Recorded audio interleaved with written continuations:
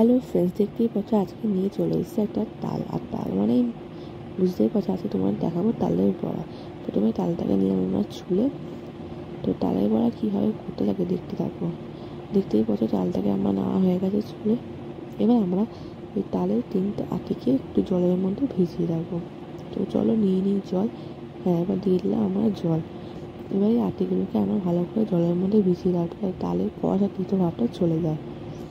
তো এরপর আমরা নিয়ে নিলাম তালটাকে ঘষে, তালের যে গোলাটা সেটা বার করে নিলাম। এবার এর মধ্যে দিয়ে দিলাম পরিমাণ মতো চিনি, পরিমাণ মতো চালের গুঁড়ো, আর দিয়ে দিলাম পরিমাণ মতো সুজি।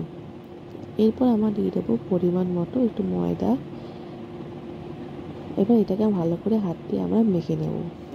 ভালো করে মেখে নিচ্ছি, দেখতেই পাচ্ছ। যতক্ষণ না ভালো করে মাখতে থাকবে। এবার আমরা কড়াইতে বসিয়ে দিলাম তেল, আর আমরা দিয়ে দিলাম তালের বড়াগুলো। দেখতেই পাচ্ছ আমার তালের বড়াগুলো ভাজা কমপ্লিট। তো কেমন লাগলো রেসিপিটা জানিও।